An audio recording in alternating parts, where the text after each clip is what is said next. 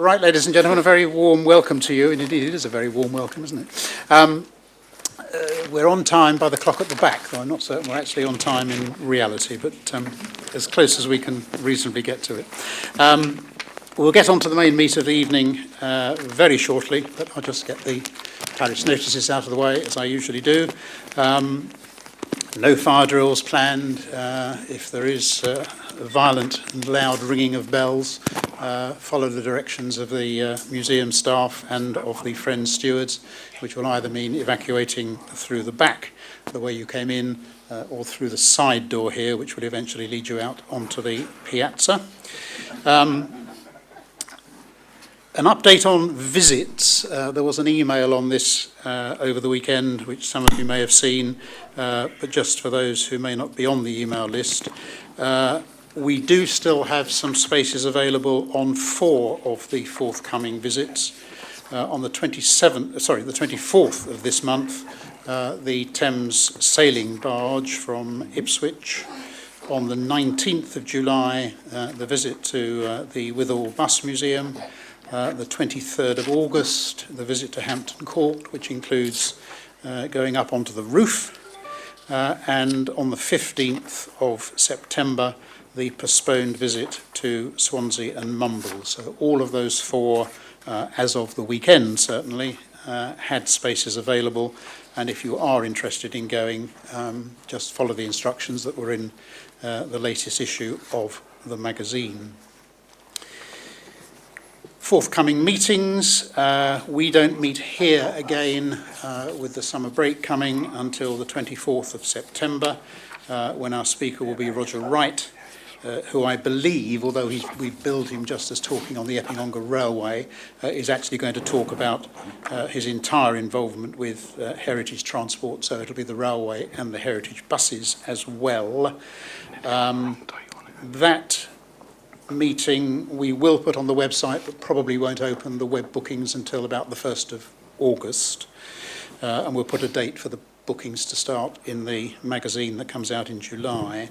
But before then, we have a meeting at Acton on Friday the 20th of July on the London Cab Drivers project. Last year, the museum engaged with the London cab trade using some very keen, what I call primary school students, I don't know whether they're still primary school these days, who filmed London cabbies, interviewed London cabbies to get their recollections. It will not surprise you to know that the London cabbies were quite forthcoming in their views on a whole range of things. We're going to have a special meeting in the morning of Friday the 20th of July at Acton, which is on the website now and you can book for, where the people running that project will explain what it is they were seeking to do in capturing all those recollections and stories. There's some really excellent film that was shot showing the taxi drivers at work, and we're also hoping to have 1 or 2 of the cabbies who took part in the project, probably with their cabs, there as well. So that should be. I've seen the film; it's really good. So if you're able, come on the 20th of July for the London cabbies. I think they called it Sherbet Dab, Cockney rhyming slang, project meeting. Outside, Susan has a little brochure which was done.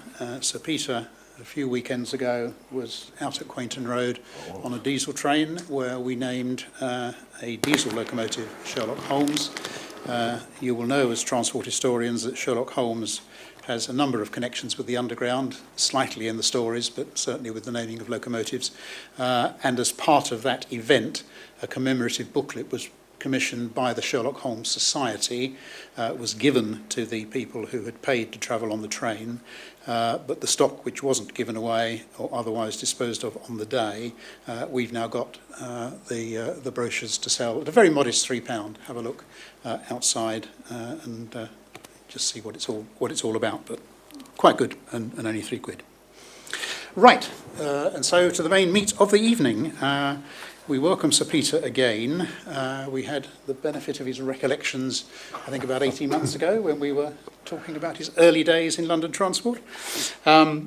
But as that professional career has progressed very successfully, indeed it's progressed further than is suggested on the slide, because that obviously harks back to an earlier version of this talk. As Sir Peter's professional career has progressed, he's maintained an unashamed enthusiasm for transport, which we all share, and there is probably no better or more innovative example of that of his enthusiasm than the organisation of the annual running day around Imber. This has brought London buses, new and old, onto very unfamiliar territory, or unfamiliar initially at least, of the Wiltshire Downs, operating in a very professional LT way with LT standards of bus stops, timetabling, route maps, and all the rest of it. So Peter's going to tell us how it all came about, possibly about how it may develop in future, and in that he's being supported by two of his Imberbus organisational colleagues, Martin Curtis and Michael Meilton. I think Michael is going to take part of the stage a little way through, but I'll hand over initially to Sir Peter to talk about Imberbus. Right.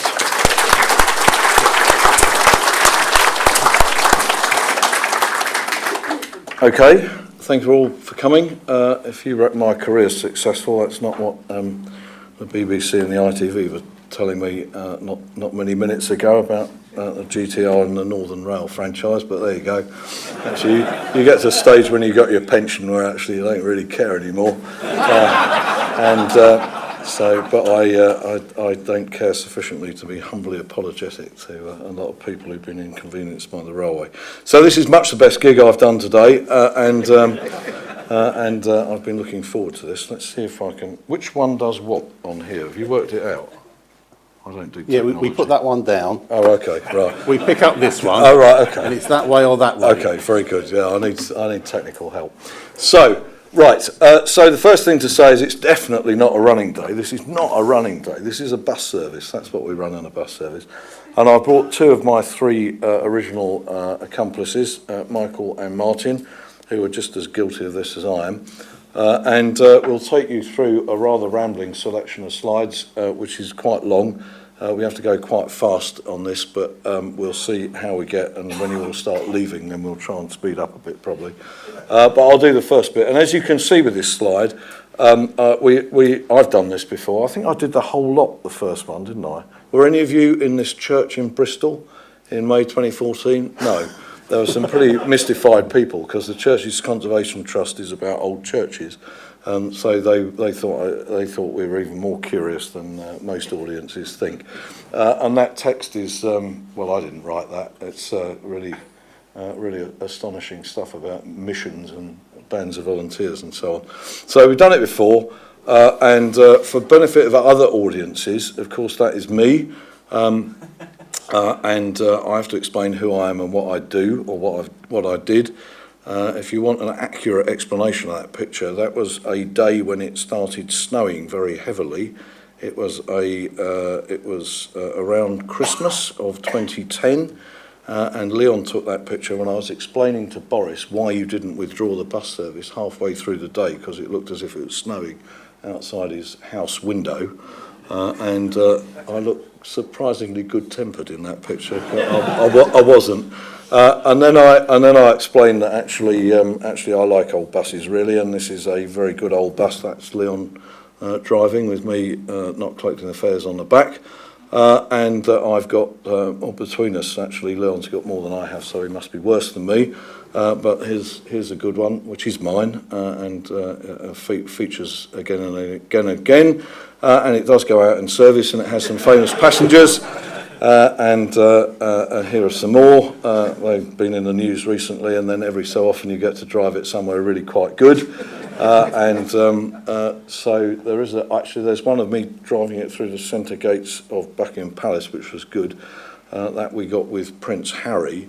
and just as well that I didn't switch the engine off either in Buckingham Palace or in 10 Downing Street, because when we got round to Liverpool Street and I did switch the engine off, the bloody thing wouldn't start. And actually, that would have made news in an entirely unexpected way.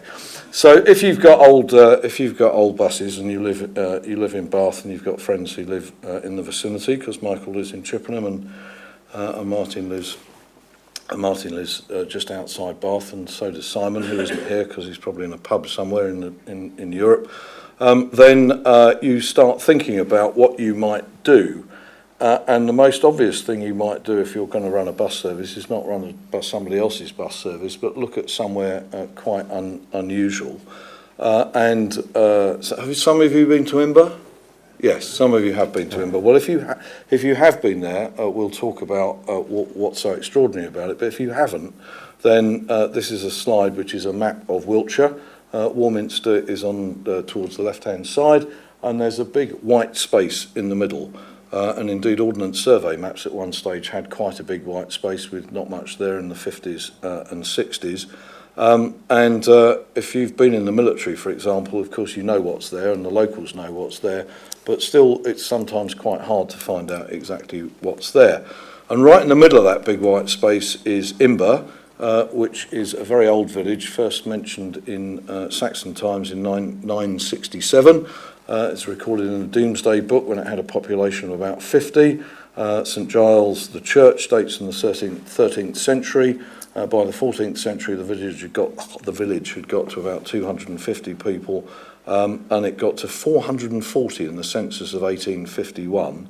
But it's always been very isolated, and if you look at that map, which is the late 19th century, you can see it's a small village with some roads in and out, and most of its population worked in agriculture or work that directly depended on agriculture. And the main street followed a stream called Imber Dock, and it's in a hollow, and one of the characteristics of Imber is you can't see it from anywhere very far away, and that's, the next picture is what used to be the path to the church when there were houses up the way to the church. Now, the stories about Imber are all about, as if you watch the rather bad programme which Portillo made recently, it's all about the injustice suffered by the inhabitants when the army threw them out in 1943.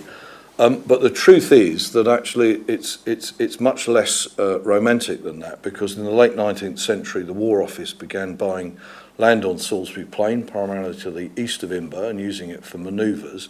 And then by after the First World War, they bought the farms around Imber, and actually the pressure of the decent prices they offered, together with the agricultural recession, actually encouraged people to sell their land to the military, who let them continue to farm it, and the War Office took control of the whole place. And then the villagers were thrown out in November 1943, and they were given just over 60 days' notice. But in truth, though they could complain about the short notice, they certainly couldn't complain about the prospect of being thrown out, because it must have occurred to the brighter of them that if the military buy all the land round where you live in a controlled manner, then come the Second World War, there might well be something happening. And they did get thrown out. They got thrown out because both the British and the Americans wanted to practice for D-Day, and they did house-to-house fighting in what looked like the Normandy countryside, and damaged quite a lot of the buildings in the process. It is pretty clear that some of the inhabitants either thought they were moving back, or at least were generous enough to leave provisions in the houses for the military, who probably largely abused them. But actually, and they continued after the war. They continued to use it as practice for urban fighting. By the 70s, actually, they'd wrecked most of the houses, and then, of course, Northern Ireland came, to practice fighting in Northern Ireland, they erected what is quite a reasonable replica of a Northern Ireland housing estate. All of this went on despite protests in the House of Lords and others, and the only concession that anybody got was to maintain that was to open the church at first once a year for the benefit of people who used to worship there, who had people buried in the graveyard, and indeed they did bury people in the graveyard after the war. You can see that actually in most of Imber there's nothing left of the medieval housing or the old housing, so it looks like this. There are the occasional buildings. That's Seagram's farm, which if you look at a contemporary picture is taller and has more floors, and this sadly is the Bell, which was the pub, and this is Imber Court. So in the 50s, it turned out to be in effect permanent. There was nobody living there. It had no electoral records. The parish was disbanded, but for the occasional visits of people on the once a year and a protest movement which tried but failed to get the land back, that was really that, except for the church. And miraculously, St Giles's has survived all of this stuff. The worst it got was somebody knocked one of the turrets off with a tank shell in the 50s, and it got put back. And it is the only surviving complete building in Imber, and it is lovingly looked after. And I can tell you a bit about the church, which I will do. It's a Grade 1 listed building. The parish and its graveyard remained in the ownership of the Church of England.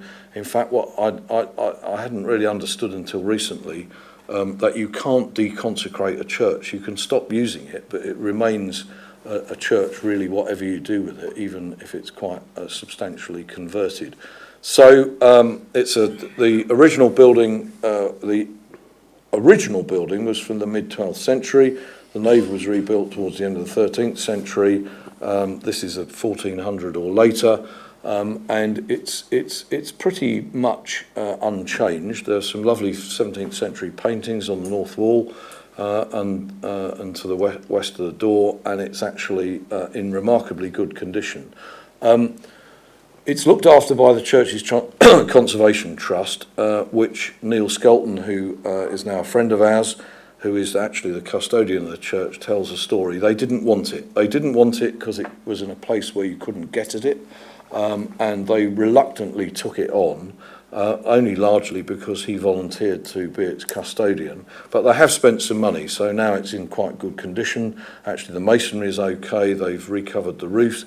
Roof slopes, all the rainwater goods work, and it's actually not in a bad condition at all. So when you go, it's a nice space. It hasn't got the pews. The pews went to where did the pews go? They went to Earlstoke or somewhere, Bratton, and so did some of the bits in it. But it's a very complete building, and it's a lovely building too. And it's one of the reasons why you should go to Imber, apart from the curiosity of what the army have done with the place. So we'll get to transport in Imber, and courtesy of Martin and his colleagues who look after both old Bristol buses and the history of the Bristol and its subsidiary companies.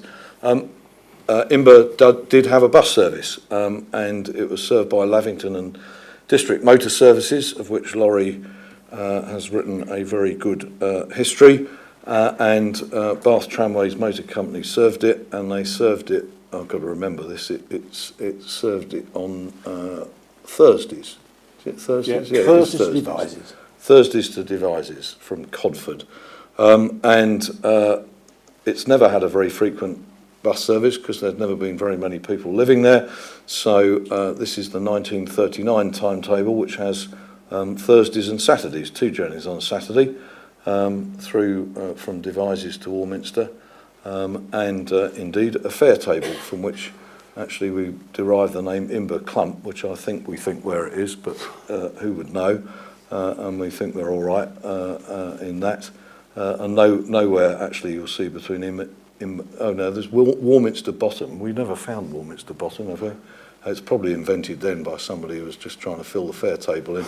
And here's their map. And if you look just to the right of the lower staple, you'll see the route from Warminster to Imber, St Jonah Gore Cross, and then it went up through Market Lavington to Devizes.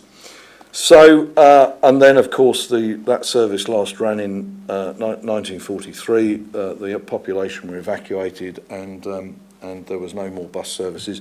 Though I have found a picture, so actually Sam found a picture which we ought to put in here, of a large number of Bristol omnibus company vehicles with a load of troops unloading somewhere, which I suspect is New Zealand Farm Camp. And we ought to put that in there, because clearly there have been some other buses in Imber. So anyway, there you go. That's a brief history of Imber's rather sparse bus service, and it hasn't had one, or it didn't have one again till 2009.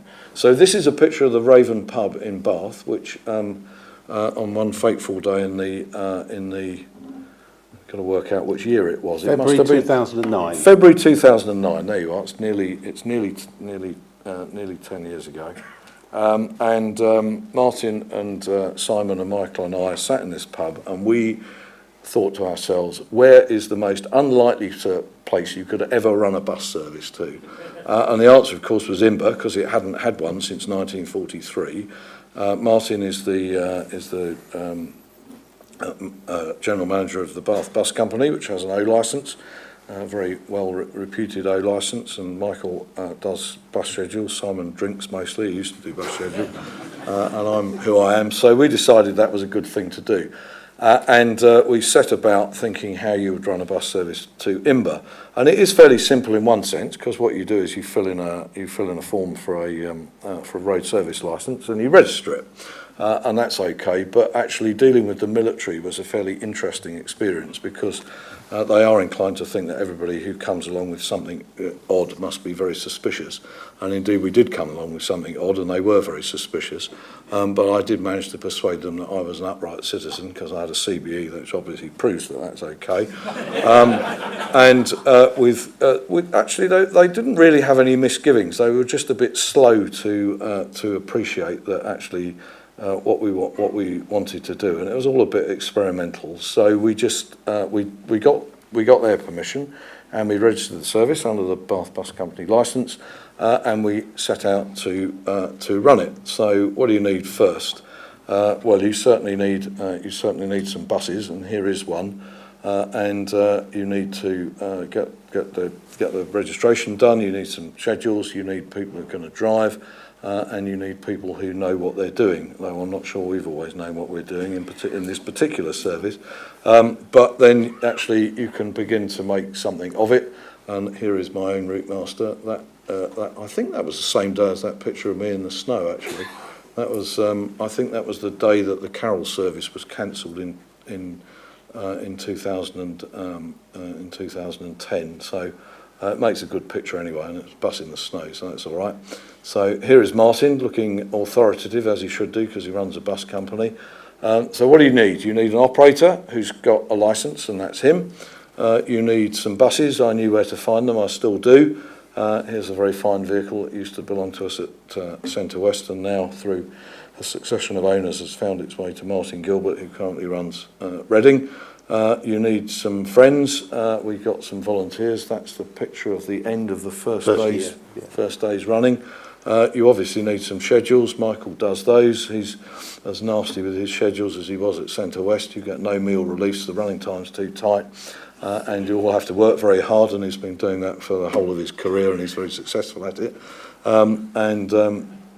There we go. So you get, but actually, I don't take any notice of those because I'm too old to do that. You know, I treat it like London Transport. It's a general guide to what we might run if it's all right, really. We are trying harder to make the last bus back to Warminster run okay.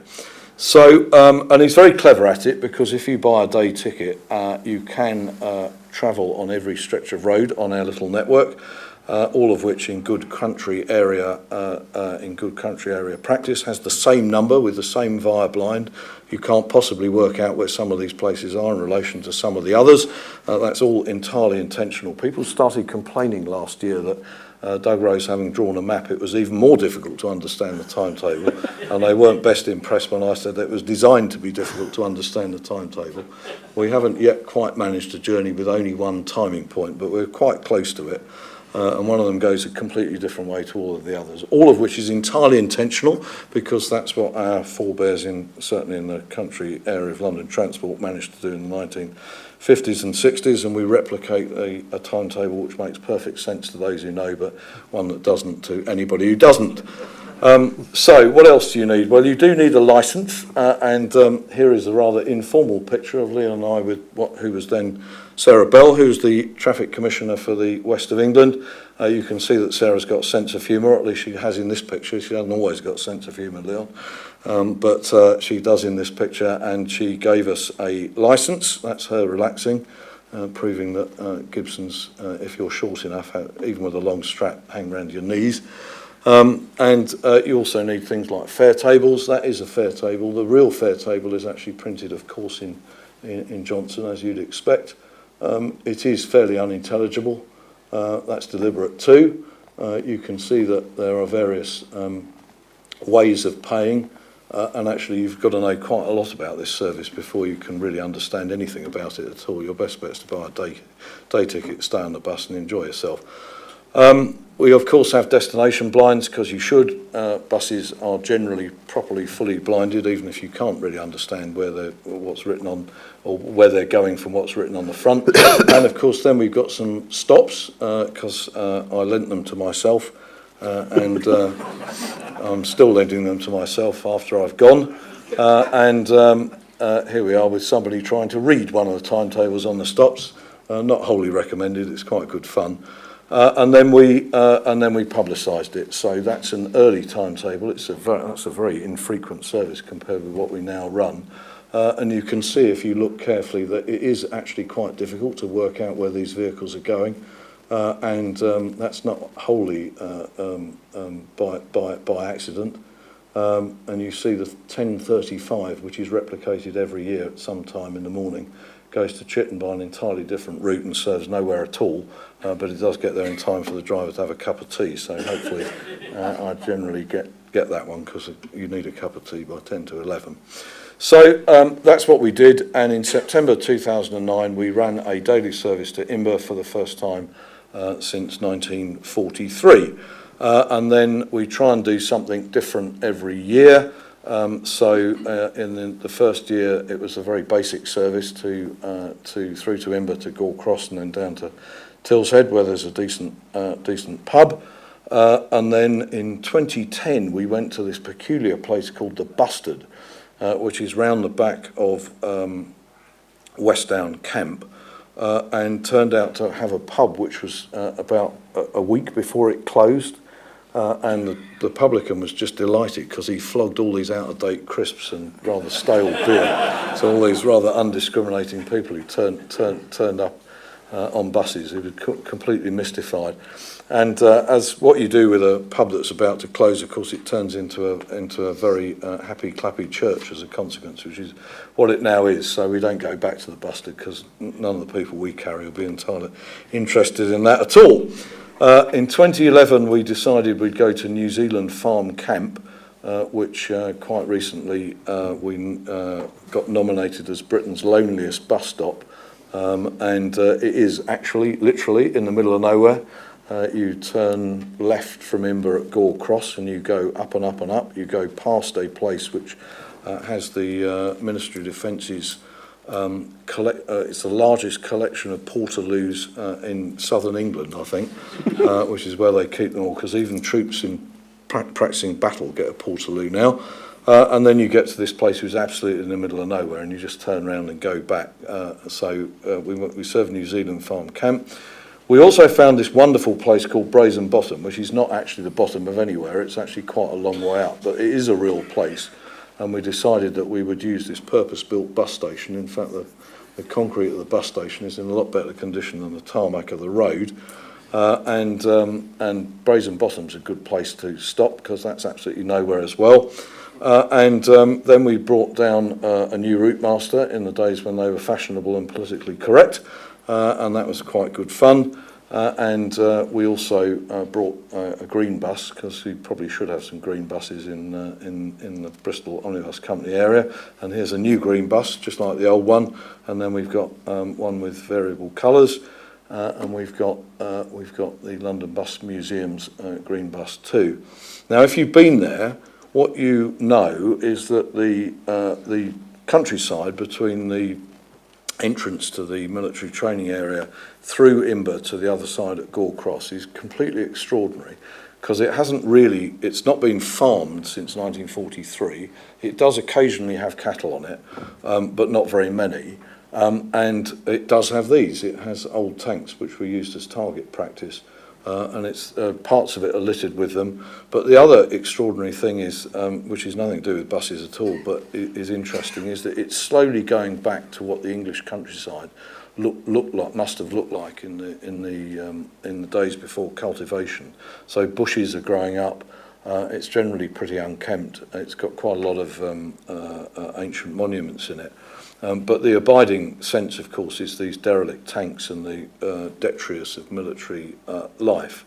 We even found a place that looked like a bus garage, but actually you wouldn't get the bus in because you can get in the front but not the back. And since we took that picture, the roof has blown off, so it's not really where you want to be anymore. So that's the sort of origin of it. Michael will tell you how it works. Martin's going to say something or other. And if any of us think of anything else, we'll add it, and then you can ask us questions if you want. So, right, go on. No, Right, I've been given this bit so you actually get it accurate as opposed to Peter trying to remember what it's all about. But the key to Imber working as a timetable, if you've ever been to Imber and travelled around, you'll realise that buses always seem to meet up at Gore Cross every half hour.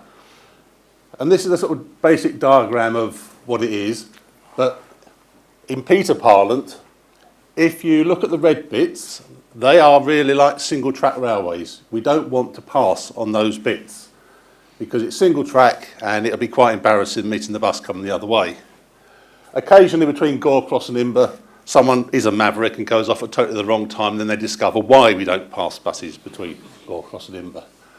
But the basic scenario is every half hour, buses arrive at Gore Cross, they connect, and then they depart again. And you'll notice we've got the Brazen Bottom loop goes round in about 25 minutes. Now, the reality behind that is that this year we're going to have to change that because we're creating too much demand, because that takes more than 25 to 30 minutes to go around, as some of the drivers who sit here will remind me. So we're having to work out a different way of working some of these things for this year, which you'll find out about when you come. But the problem is we have been more successful with this each year, and that does create passengers and demand and more time needed. This is a good example of Gore Cross. Not bad, is it really? All the buses together every half hour. Makes interchange a bit of a nightmare. So we're having to rethink what we're doing with that this year. There we are, shooting off down this dust track. The roads there are on the whole concrete or tarmac, but certainly every now and again we do go off-road, and it's interesting at times when it's dusty or muddy. The buses either end up brown or very, very... we discovered that the new bus for London is very good with the back door and front door open, of being like a Dyson. It sucks all the dust into the middle. Peter mentioned about Brazen Bottom. It's a wonderful terminus, and you can see the state of the road going on from there. This was one of the times we committed probably a mistake. We decided the New Zealand Farm Camp only took 8 minutes to go up there, 8 minutes to come back. Let's see if we can go on further. So we moved it on 1 year to a place called Stoke Hill, which meant bouncing down this little road. Now, in June when we went down there and had a look, it didn't seem too bad. It wasn't made up, but hey. However, by the time we came to run it in August, it had deteriorated somewhat. It had, yeah. So that was a one-off. We're not going back there again. We've learnt our mistake with that. And we left the bus stop there and somebody nicked it. Yeah, that's the bus. That's the terminus.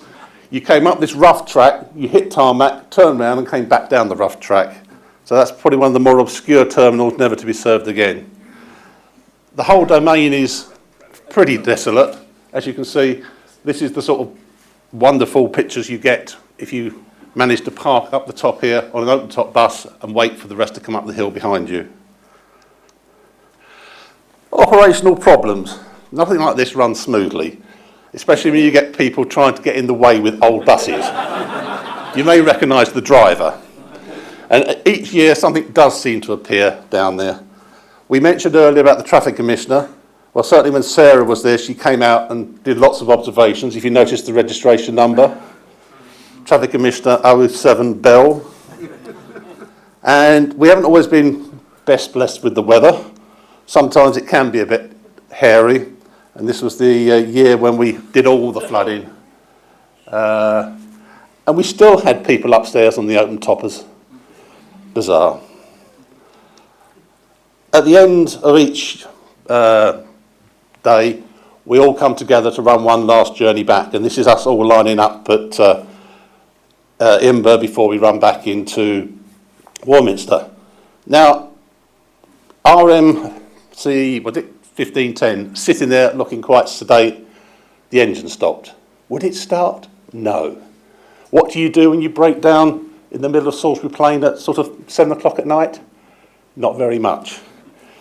The rest of the buses go off, and buses left there, so who takes it over? Suddenly all these squaddies appear out and have a great fun with it.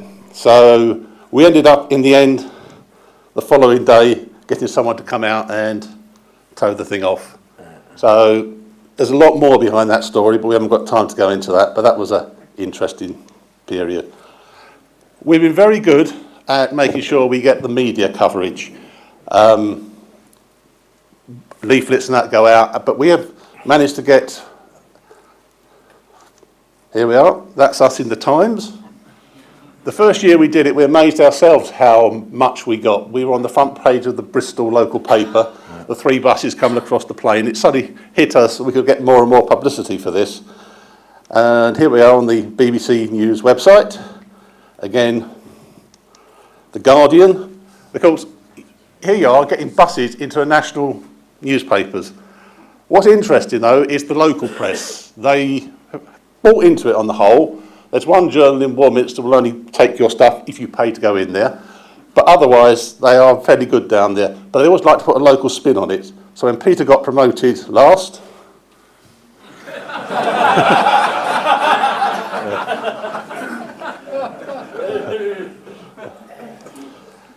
our passengers, well, it was called a running day. It's not, it's a bus service. It is. And we targeted it just to provide the bus and see who turns up. Yes, we provide buses that are of interest, shall we say. And yes, you can see most people upstairs do have an anorak on and they're sitting there, maps out, etc., seeing where they go. But what's been very good about this is it's not just the enthusiasts. If you look at the people that come on it, there's an awful lot of, dare I say, normal people. Families out enjoying it, and actually getting a very positive spin on the bus industry.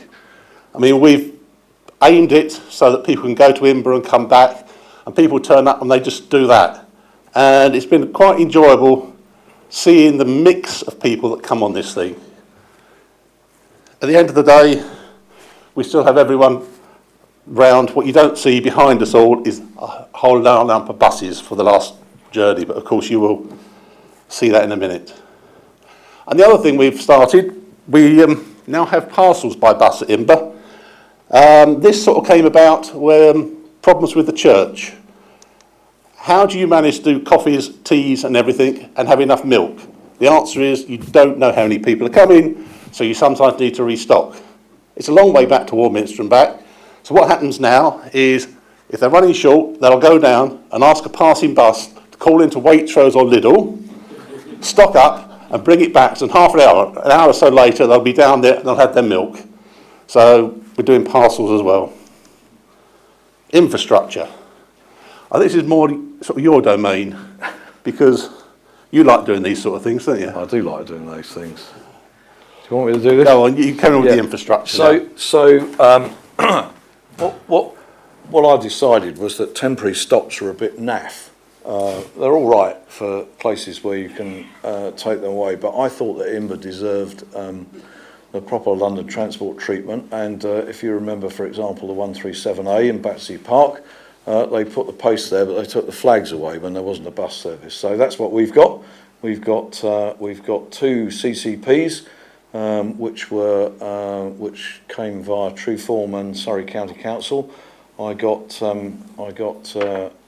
I'll show you how we got them put in, and then Trueform helpfully did us some flags. So the posts are there all the time. In fact, that one's been hit by a tank, so it's at a slight angle. The other one is a bit better protected, and we fit the stops every year, and then we take them down afterwards. And the stops used to live in my garage, but now live in the church in Imber. That's how you fit a stop when you haven't got a stepladder big enough, and nobody's watching from anything to do with health and safety. But this one at Warminster, actually, it's on a lamppost which is part of the railway, so it's probably owned by Network Rail, though I didn't ask them either. And that's up there all the year. If you look carefully, it says the service is annual, which is true. It doesn't tell you that it doesn't tell you which day it runs, because we have to decide that. But it is properly described, and then we put the timetable frames up once a year and put them down. So a number of the vehicles on the service are fitted with iBus. So what better if you know somebody who does iBus than to get iBus to work on Salisbury Plain? And it does. And nearly all the new buses for London and new vehicles, it works. There's Imber Clump. Why anybody would want to get off there is a mystery. But actually, it does work fairly well. And back in Bow Garage, that's a picture of the stagecoach vehicle and its actual progress through the schedule. So it proves that modern technology can be used on a service a long way away. There you go. That's the iBus representation of the 23A. And now we've got some sophisticated stuff. So some of you will know Richard Shirley, who hasn't got much to do now because he's taken the money and retired from TfL. And in his garage in the winter, he's busy doing up what the ones that I borrowed from myself into a much nicer collection of temporary stops than we used to have.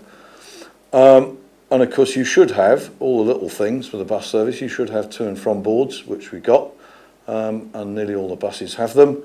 You can't fit them on there, and actually that blind isn't very good. But we have got blinds made for the new buses for London, so they look properly done too. That's the advert. And the advert, yes, absolutely. And now I think the next one is the same advert but in a rather different place, and we have to find the adverts every year. In fact, we have to find the blinds, which are distributed around the garages that send the vehicles, and then we have to find the advert boards. But there is the same advert board in a more familiar situation, with nobody taking any notice of it, which is fine. And of course, if you do a bus service properly, you have running numbers, and my vehicles are normally based at Westbourne Park, so it's got an X underneath. And we do get running numbers made every year, and every year we lose some of them and have to get some more made, which is exactly what used to happen in London Transport's time too. And then occasionally we have models made, so if you're very lucky you've got one of those, they're real collector's items. Some years we've had those done. Imberbus mugs, yeah, my wife thinks they're pretty grotty, but I've still got quite a lot of them. Shall I carry on and finish it? Is that all right? So what do? Well, we actually collect quite a lot of money every year. It's a serious bus service. We collect serious fares. And if you look at rural buses, as Michael's slide says, they really do pay. Look at that lot.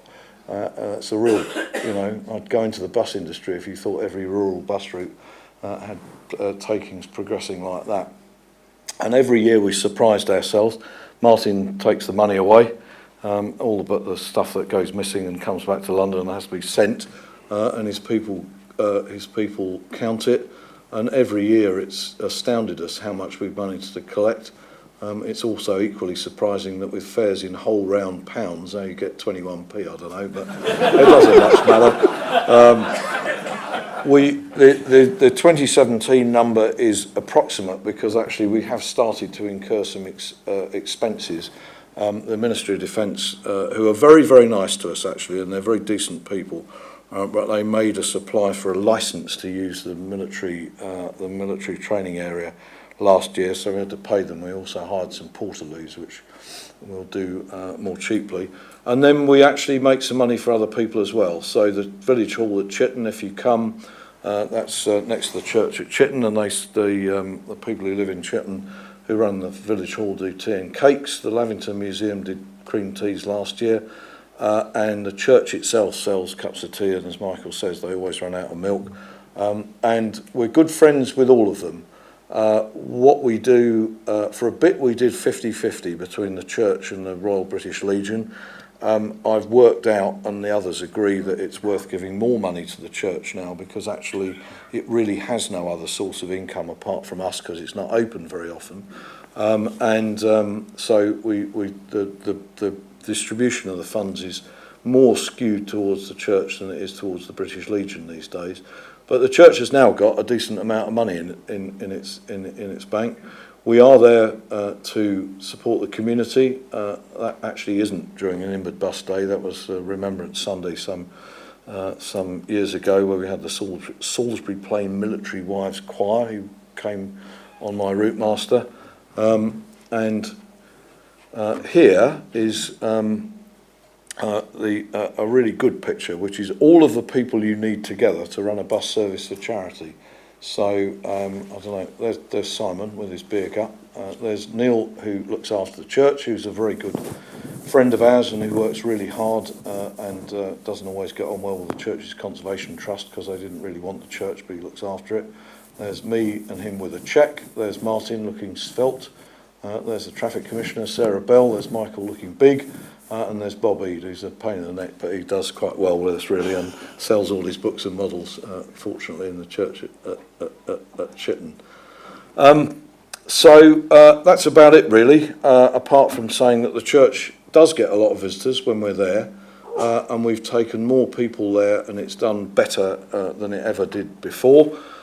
We do, well, I take the bus at Christmas. This is not a registered bus service. But we do run a free bus to the carol service in the church at Christmas. There is Derek White serving sherry, which of course you do on a bus service to a carol service at Christmas. There's Brian Bell looking as though he's had a few sherries already. And this is the carol service, and it's a lovely occasion. Tickets go on sale for about 6 hours before they sold out, and it's a really sweet service. 1 year, 2-3 years ago, I went to the carol service and they said to me afterwards, come and speak to the bishop who was there. So I did speak to the bishop and I discovered I went to school with him. That's Ed Condry, who has just stepped down from being the Bishop of Ramsbury, who turned up by bus, drunk quite a lot of communion and wine, got a lift back to Warminster and left his staff behind, and we had to get it to. Ed's a lovely man, and he was almost as surprised at meeting me as I was at meeting him. So what do they do with the money? Well, actually, one of the things that the church has done with the money, that actually is not the original path. The original path to the church was muddy, very slippery in wet weather, and so one of the things that we've paid for is a new path.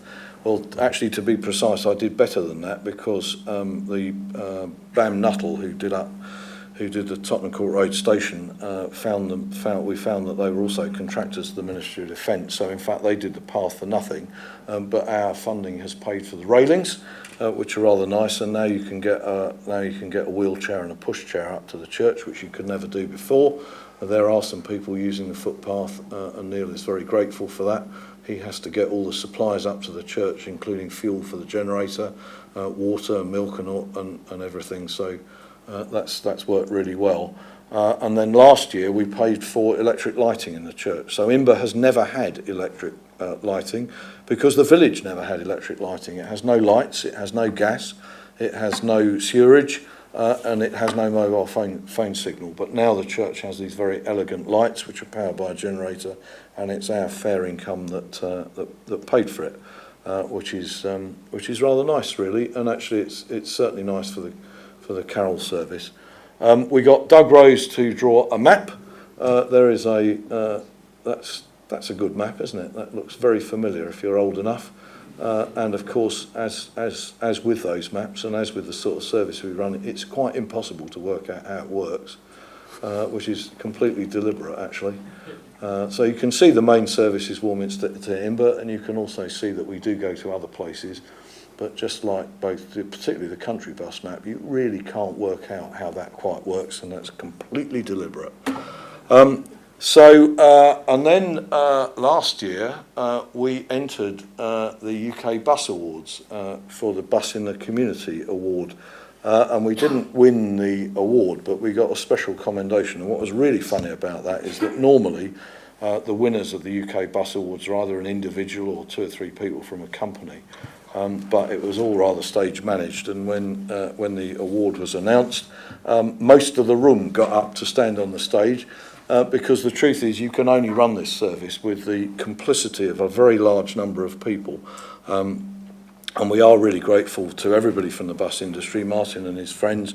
We've got people with Routemasters. His son Tom has got a Routemester. We've got other people in the west of England who've got Routemasters who come. We've got a lot of people, and of course a lot of the people in the London bus industry give us a huge amount of support. I don't think we've ever paid for a gallon of Derv from anyone at any stage. Buses roll down there for the day or for the night before on the day, and we did manage to get a sizable number of the people who've made a real contribution to this up on the stage, and we really thought that was quite good fun. And the organisers did too. And there's us winning an award. Sadly, the only thing is that they gave us the wrong award for the photograph, so we're actually Arriva Midlands Luton Depot. But there you go. We don't mind much, and we had a good day, and it was quite good fun. I think the furthest anybody's ever come is that Richard Hall, who runs Lady and Buses, bought RM281 last year. He drove it from Edinburgh with a couple of his colleagues, and that was quite good fun. Certainly some of the others come from quite a long way as well. And as Michael says, we do the last trip in the timetable is rather specially done. Not all of the buses stay until the last journey. Some of them go back to London, leave us at Chitterne and Tilshead and other places, but most of them join us for the last service. If you rely on our timetable, but it'll be different this year, if you rely on the timetable, the last bus to Warminster is very unreliable, and the reason is because this is the last bus to Warminster. The whole lot of them, we have to take down the stop flags and put the temporary stops away in the church before we set off, and then we set off up the hill, and here we are setting off up the hill, and you have to say you get some good pictures out of this, don't you? Because it's all completely bizarre, really. I hope you noticed that subtly every time I've had the blinds printed, I've had something slightly different on them. So the size of the numbers differs, the A differs. Warminster's described in 2 different ways. I've got a new via blind, so it's just like the real London Transport. Nothing's quite like it looks. And then here we are, and we line them all up together at Imber Clump. This is a bad picture. More recently, I've tried to line them up in fleet number order, which is a real pain in the neck when it's raining, but it's good fun to do. And there we are, really. And that is our first year when we had 5 buses, and that's 4 of them, and that's us. And now, that's only a fraction of the people that we actually have to do it, and we're very grateful to everybody who comes, because they all do it in their own time.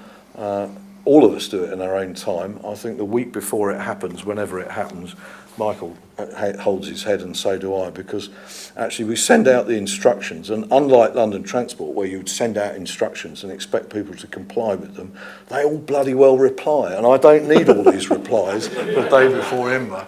We're just telling you what to do. We're not asking you to comment on what you're doing. We're not asking you to ask any questions. We're asking you to bloody well turn up and drive something like the timetable. But we have huge fun. And if you've come, I hope it's fun as well. And if you appreciate how bus services are run, you can see there's a bit of professionalism in there most of the time. It doesn't always go properly. Sometimes we get breakdowns. We have NBAs. We have mechanicals occasionally, and it is really like a bus service. The other thing I should say, just to finish, is that it's not that easy to control. So Michael and Phil Grucock have generally been at Warminster Station in the mornings, which is pretty hairy actually, because we do reverse buses and you've got to be quite careful. Martin has recently brought one of his open toppers to use as somewhere to sit at Imber. We're going to have somebody at Gore Cross this year because it's a mess without anybody there, and people do get a bit confused. But it's not wholly easy to do. Last year we had 24 vehicles, and this year we probably have 25. Last year we had both the friends turned up in a coach at Chitterne, which was okay, just about manageable. We also had a special train with 225 people on it at Warminster, which was a bit much for us actually. Worked perfectly. Yeah, it did work perfectly. I'm bloody pleased when they all went home though. But as Michael says, we get a whole load of just people locally who just want to come. Every time we've ever done it, we've had at least somebody come who there are still people alive who've lived in Imber. There's certainly people alive whose relatives are buried in the churchyard, and it's really sweet to see people actually getting on a normal bus service to go somewhere you can't go, and enjoying themselves doing it. So that's about it really. The last slide is an advert for Laurie James's book. Laurie James at Surrey is both the person who managed to extract those bus stops for me out of the ground, or at least Trueform did it, and they're the two poles in Imber. But he's also written a really good history of Lavington and Devizes Motor Services, who are the people who ran the original service to Imber. He's given us a page, which is probably all we deserve actually, in the great history of bus services in Wiltshire, because actually even this year when we run it, which will be the 10th time, 9th time? 9th, I think. 9th time. We do run quite a lot of buses there, and it's quite frequent, but it is only one day a year, and the rest of the days, even when Imber is open, you can't go there by bus except for the carol service at Christmas. So that's a much more rapid presentation than the ones that the poor people that the CCT had to endure in the church in Bristol. But it's good fun for us. If you've been, we hope it's good fun for you. This year, it's on Saturday, the 18th of August. Preparations are already started. I met the Army at West Ham Camp last Friday. They're really delighted. We got the MOD police down there last year because we had trespass, and there was no trespass. They're right up for this. One year we'll get a tank down there, but they're probably not this year because they can't. Well, if you want to invade Britain, go do it in August because the military all go on holiday, which is why we can run the bus service. So it's Saturday the 18th of August. We'd love to see you there, and those of you who know how London Transport works, if you savour the small details, you can see that they're nearly all there, and nearly all probably as they should have been in the 1950s and 1960s. So that's it. There you go. Thank you, Peter. Thank you, Michael.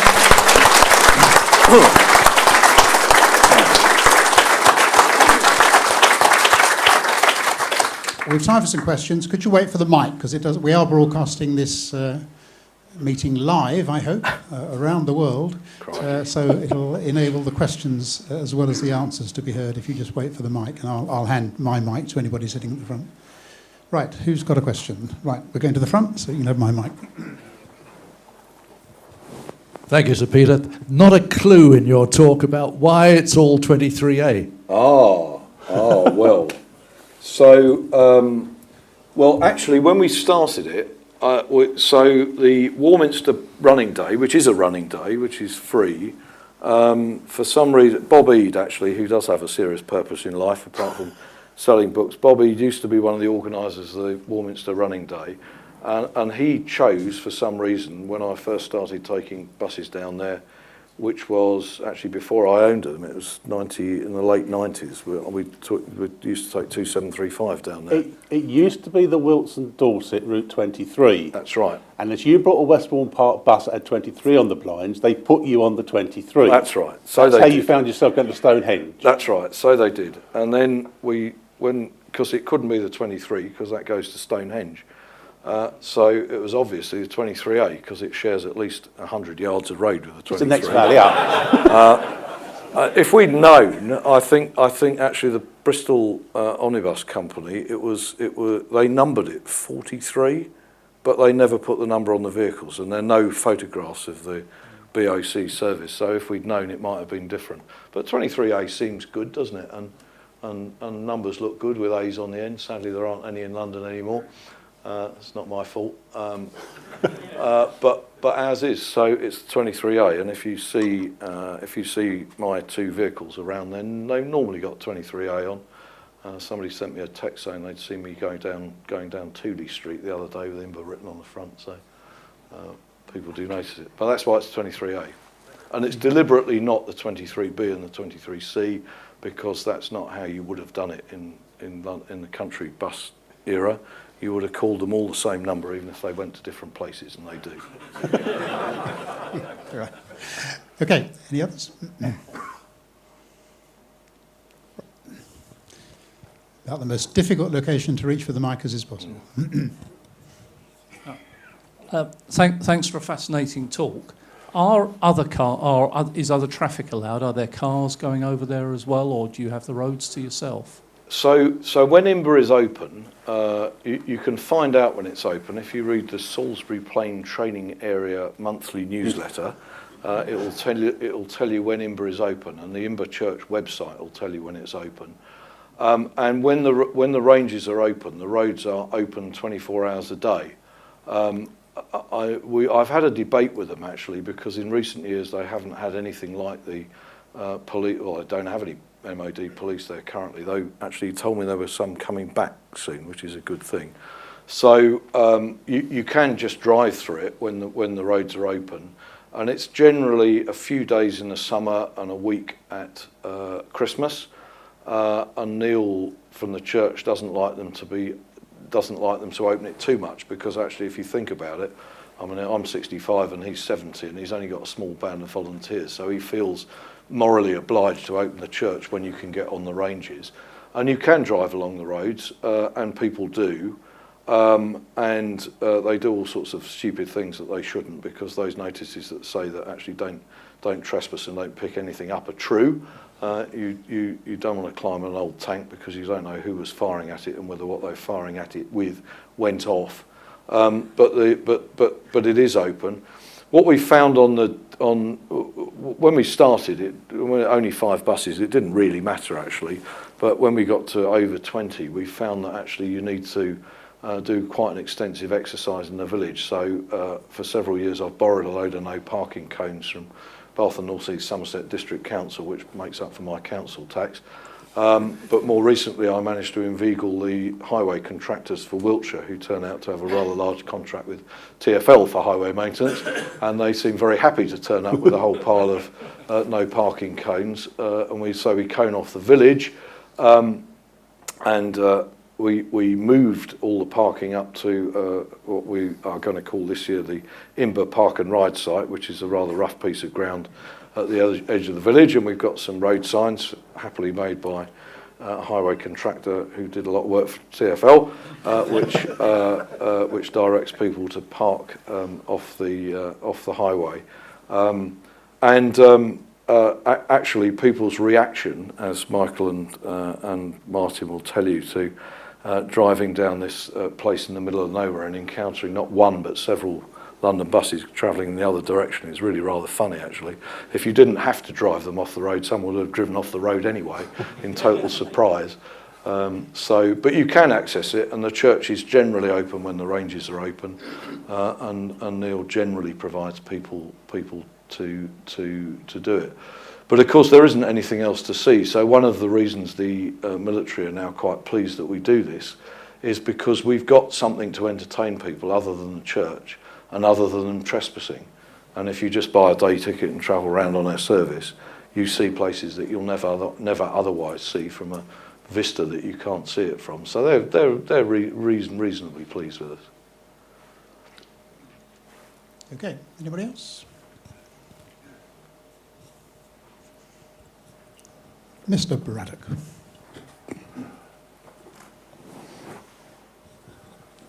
I was getting weepy-eyed and nostalgic, Peter, with your point about LT country bus services and having maps that people could never understand and all the route numbers the same. Having joined London Country in September 76, 6 years after it ceased to be part of LT, I encountered the town services in Crawley, 90% of which were 405B. Yeah. And I asked the then Chief Inspector, how do the passengers understand this network? And he looked slightly offended and said, oh, never mind the passengers, sir. The important thing is the drivers understand it. Yeah. But I was never completely confident that they did. But your Doug's wonderful map of the 23A network was exactly what Crawley Town services were like. There may have been the odd 476, but they were mostly 405B. Yeah, well, that's deliberate, really. What about 383? Anybody remember the 383? It went different places on different days of the week. And the 447, which had a blind with the same place on it twice, without any explanation about which way it was going. Yeah, well, ours are like that, actually. And, of course, the one thing that ours ought to say is the Lavingtons via Brazen Bottom, because that's the only way round we do it. But actually, sadly, when I had it printed, it says Brazen Bottom via the Lavingtons, which we don't do at all. But it is nice having Brazen Bottom across the front. It is, yeah. Absolutely. And generally, as with the old country area, and generally as with London Transport generally, the bus does go somewhere which is written on the front at some stage during its journey. You're just not going to know, actually. Not necessarily in the order you expect. No, absolutely not. And so this year is going to be even more mysterious because we're moving the bus station at Gore Cross. So I think as it currently stands, the only way of getting to New Zealand Camp Farm from Imber is going to be to go all the way around that loop before it goes up there. Or get off and wait 10 minutes. Well, you can get off and wait 10 minutes. We're trying to work that one out. I think it's all right, isn't it? And, of course, actually those maps were done like this, weren't they? The red numbers signified something odd, but it didn't tell you what. Well, it didn't tell you what. It just wasn't. It was a variation, whatever that might mean. We haven't quite got to a timetable which has one timing point with A at the top saying from somewhere, and then B at the bottom saying going somewhere else. But we should work. Yeah, we should work on that actually. But it does leave you the fabulously intriguing dotted line 23A in one direction only. Yes, absolutely. Quite right too. There's someone who did his management bus training in Reigate and spending some time on the famous 405s and 405Bs. I never worked out in 3 months where the 405B was due to go, and I remember a very irate passenger who said, "You should have gone round Manor Royal then, my young man," and he went straight down the Brighton Road. Right, anybody else? Because the other thing you can do with this service is because we run it in the way that we do, anybody who doesn't know where they're going, you just say, well, follow that one in front. And that works generally. Well, it does until Ensign missed the left-hand turn at Lavington to go down into the village and carry straight along the dust track for about half a mile. Yeah. If you go the wrong way on the middle of the plain, you can get to some very strange places indeed, actually. Okay, so one final time, if there is a last question, we won't delay too long. Right, let's draw the formalities to a close. Peter and his colleagues will be outside for half an hour or so as we have our usual drinks and nibbles, so you'll get a chance to talk with them then and to ask them any further questions. But our thanks to all three of them. I apologise straight away for daring to call it a bus running day. I will write out 100 times it is not a bus running day, it is a professional bus operation. But that's quite clearly what it is from what we've seen. I'm sure it's, while sometimes possibly quite demanding and frustrating in the organisation, it also sounds like quite good fun as well, just recreating the past in today's environment. I think it's a remarkable achievement that's grown year on year. Obviously, not only benefits the people who organise it, but the people who use it, but also the local community as well. And if it helps to promote the bus industry, it's all win-win-win, it seems. So thanks to Peter particularly for giving up time out of his very professional and demanding schedule. Delighted that this has been a bit of light relief in what has probably been a more challenging professional day. But thanks to Peter and to Martin and to Michael for supporting. And I'd ask you just to express your appreciation in the usual way, ladies and gentlemen.